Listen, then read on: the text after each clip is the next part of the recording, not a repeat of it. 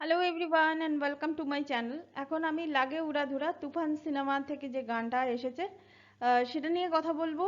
এই গানটা গেয়েছেন প্রীতম হাসান, দেবশ্রী অন্তরা, এবং এই গানে আমরা দেখতে পাচ্ছি শাকিব খানকে, মেগাস্টার শাকিব খানকে এবং মিমি চক্রবর্তীকে। তো এখানে অবশ্য প্রীতম হাসানও আছেন এই গানের শেষের দিকে।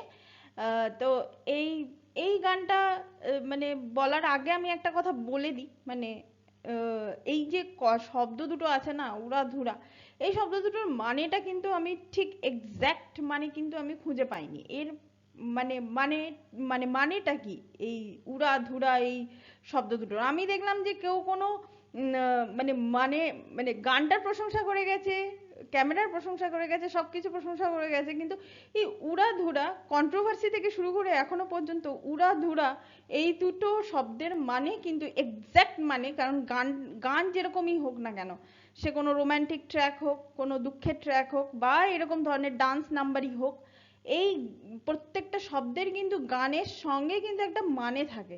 নিশ্চয়ই মানে আছে, সেটা আমি জানি না, কিন্তু বাকিরা, আমি ভেবেছিলাম আজকে বাকিরা বলবে, কেউ না কেউ বলবে, কিন্তু আমি দেখলাম যে উড়াধুরা মানেটা কিন্তু কেউ কিছু বললেন না।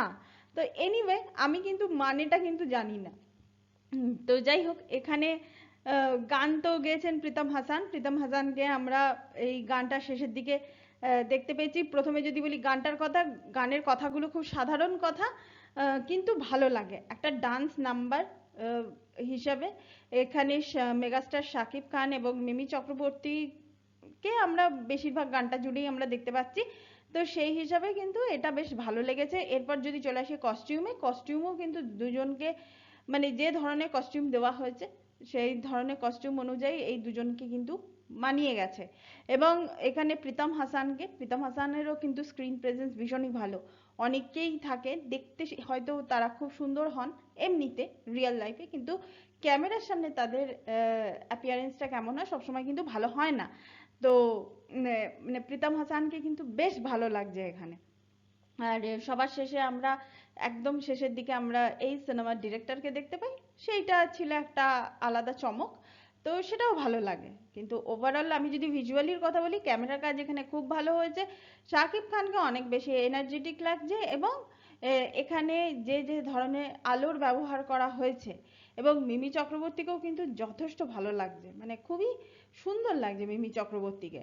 তো ওভারঅল গানটা তো মানে জনপ্রিয়তা পাবে। দেখুন, উম, আমি আমি যে ধরনের গান পছন্দ করি, উম, সেই ধরনের গান হয়তো মানে এইটা নয়, কিন্তু গানটা জনপ্রিয়তা পাবে, এটা এটা কিন্তু মানতেই হবে। তো আমি আশা করব যে গানটা জনপ্রিয়তার সঙ্গে সঙ্গে কোথাও আমি ভেতর থেকেও চাই যে তুফান সিনেমাটাও যেন ভালো হয়, একটা মাইলস্টোন যেন ক্রিয়েট করতে পারে তুফান সিনেমাটা, দুই বাংলার ক্ষেত্রে, কারণ আমাদের এখানকার এসবিএফ যেহেতু জড়িত আছে। এটাই ছিল আমার reaction. Thank you so much, that's all. Please keep watching and please subscribe my channel. Till then, good by.